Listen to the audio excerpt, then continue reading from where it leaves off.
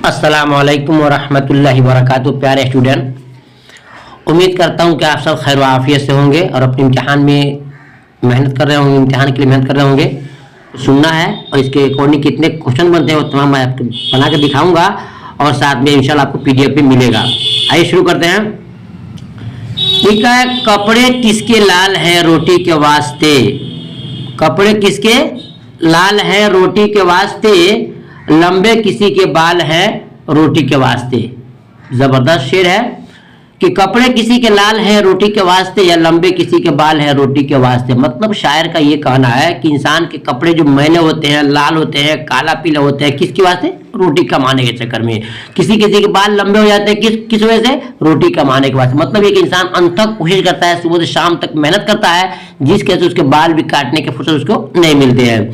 बांधे कोई रुमाल है रोटी के वास्ते, कसब सब कश्फ व कमाल है रोटी के वास्ते। खुलासा निकला इस शेर का कि जितने इंसान मेहनत और मजदूरी कर रहा है सिर्फ किसके वास्ते कर रहा है? पेट के वास्ते कर रहा है। कोई रुमाल बांधता है, किसी के कपड़े लाल हो जाते हैं, किसी के बाल लंबे हो जाते हैं, सब किस वजह से? रोटी के वास्ते।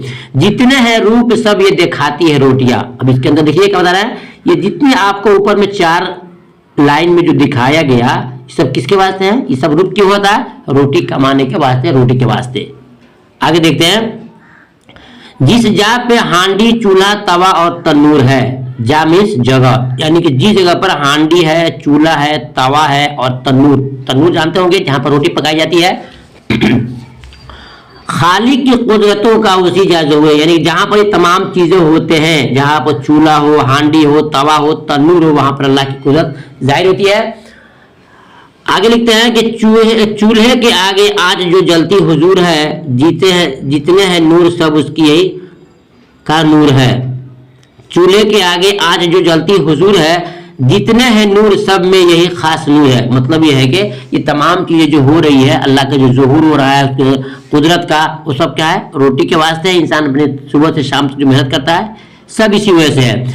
उस नूर के सबब नजर आती है रोटियां। मतलब इंसान जितनी कोशिश कर रहा है, इन तमाम के बदौलत हमें आपको रोजी मयसर होती है और रोटी हम खा पाते हैं।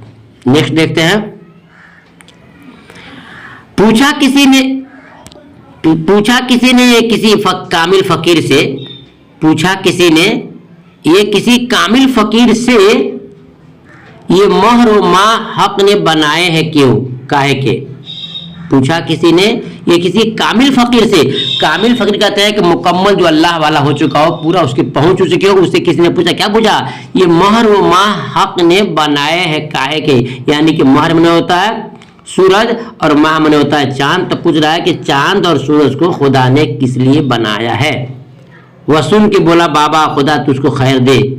वह सुन के बोला, बाबा खुदा तुझको खैर दे, हम तो न चांद समझे न सूरज हैं जानते। मतलब इतना सुबह शाम हम लगन में रहते हैं कमाने की फिक्र में कि सूरज कब निकलता है और चांद कब डूबता है, सूरज कब निकलता है कब डूबता है, चांद कब निकलता है कब डूबता है, उसकी खबर नहीं है। मतलब है कि सुबह शाम हम रोजी रोटी कमाने की फिक्र में लगे रहते हैं। ठीक है, नेक्स्ट में है, बाबा हमें तो ये नजर आती है रोटियां। मतलब कुछ नहीं, हमें सिर्फ रोटी की रोजी की फिक्र रहती है। कब सुबह होता है, कब शाम हो जाती है, कब सूरज निकलता है, कब डूबता है, कब चांद निकलता है, कब होता है, हमें इसकी खबर नहीं है। बस बाबा हमें तो नजर आती है रोटी, यानी सिर्फ रोटी की तलाश में हम रहते हैं। आगे देखते हैं कि रोटी न पेट में हो तो फिर कुछ जतन न हो, मेले के सैर ख्वाहिश बागो चमन न हो। ये बहुत संटेस्ट ये देखिए जुमला जो है बहुत ही लाजवाब है। कह रहे हैं रोटी न पेट में हो तो फिर कुछ जतन न हो, यानी कि इंसान जब अगर जिसके पास रोटी नहीं है तो उसके पास कोई हिफाजत नहीं है, कोई कोशिश नहीं है, कुछ नहीं है। मेले की सैर ख्वाहिश बाग वो चमन न हो, यानी इंसान के पेट में अगर कुछ नहीं है तो न उसे मेले में अच्छा लगेगा कुछ दिखने को, न उसकी कोई ख्वाहिशात होगी, न वो बाग वो पार्क में जाएगा। बाहर क्या, जब इंसान के पेट में कुछ नहीं होता है तो सब कुछ उसे बेकार लगता है, कोई उसका अच्छा नहीं लगता है। आगे लिखते हैं, भूखे गरीब दिल की खुदा से लगन न हो, भूखे गरीब दिल की खुदा से लगन न हो, सच है कहा किसी ने कि भूखे भजन न हो। ये बहुत ही लाजवाब शेर कहा गया है, बताया गया, देखिएगा ध्यान से। भूखे गरीब दिल की खुदा से लगन न हो, इंसान भूखा पेटा प्यासा रहेगा तो उससे क्या होगा? खुदा की तरफ, खुदा की इबादत में उसका जमीन नहीं होगा, उसका दिल नहीं लेगा।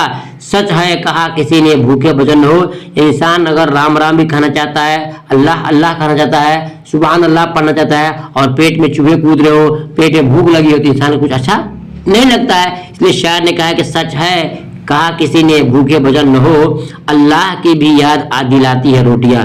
इंसान के पास जब रोटी नहीं है तो अल्लाह को याद दिलाती है। इंसान के पास रोटी पेट में रहता है तो इंसान शांति और सुकून के साथ इत्मीनान से अल्लाह की इबादत भी करता है। और आपसे पूछ सकता है कि रोटियां जो इस नज़म है, इस नज़म के राइटर कौन है? याद रखिएगा, ऑब्जेक्टिव क्वेश्चन में क्वेश्चन आपसे पूछा जा सकता है। लिखेंगे आप नज़ीर अकबर आबादी। जी स्टूडेंट, रोटियां नज़म किसके है? तो नज़ीर अकबर आबादी के। आपको याद करना हो, इसका राइटर यही है।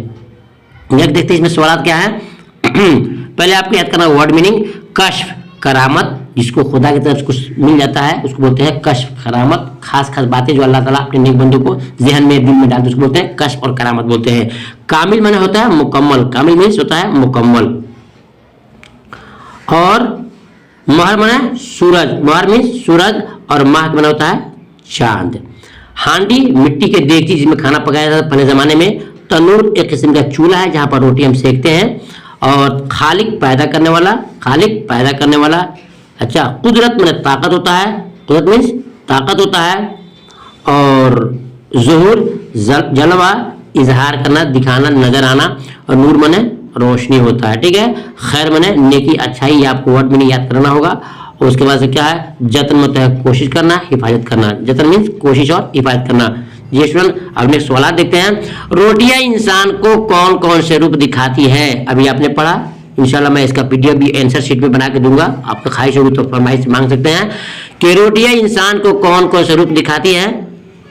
बताएंगे। इंसान के कपड़े मैल जाते हैं, लाल पीले हो जाते हैं, इंसान अपने पेटों पर, सर पर क्या बोलता है, रुमाल बांधता है। और जितनी चीजें हैं वो तमाम चीजें आपको अशार में जब देखेंगे तो आपको मिल जाएंगे। ठीक है, शायर के मुताबिक खालिक की कुदरतों का ज़हूर कहाँ कहाँ होता है? ये स्टूडेंट, शायर के मुताबिक खालिक के कुदरतों का ज़हूर कहाँ होता है? आपने कभी सुना अशार के अंदर, नज़म के अंदर, कि जहाँ पर चूल्हा, तावा, तनूर होता है वहाँ पर क्या होता है? अल्लाह का कुदरत का ज़हूर होता है। देखते हैं क्वेश्चन नंबर 3 में। कामिल फकीर से क्या पूछा गया? कामिल फकीर से पूछा गया कि ये चांद और सूरज खुदा ने क्यों बनाया है? काहे को बनाया, यानी कि क्यों बनाया है?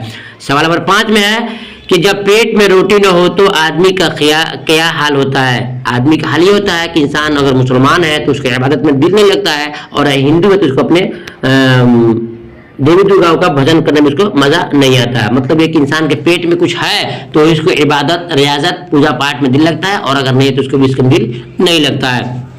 ये क्वेश्चन है जो आपको बताया गया। और यहाँ जो दिया है नीचे दिए गए बंद के मिसरों को तरतीबवार लिखना है। बाबा हमें तो ये नजर आती है रोटियां, ये महर व माँ हक ने बनाए हैं काहे के। वह सुन के बाबा बोला खुदा तुझको खबर दे, खैर दे, खैर दे। पूछा किसी ने किसी का कामिल फकीर से, हम तो न चांद समझे न सूरज से हम समझे। सूरज है जानते, इसको आपको तरतीब से लिखना है। ऊपर नीचे हो गया है तो इसको सबसे पहले कौन रहेगा, उसके बाद क्या रहेगा, थर्ड में क्या रहेगा, फोर्थ में क्या और फिफ्थ में क्या, इसको करना है। इंशाल्लाह पीडीएफ में करके 1 2 करके दिखा दूंगा। ठीक है, तो फिर मिलूंगा नेक्स्ट चैप्टर में। तब तक के अल्लाह हाफिज।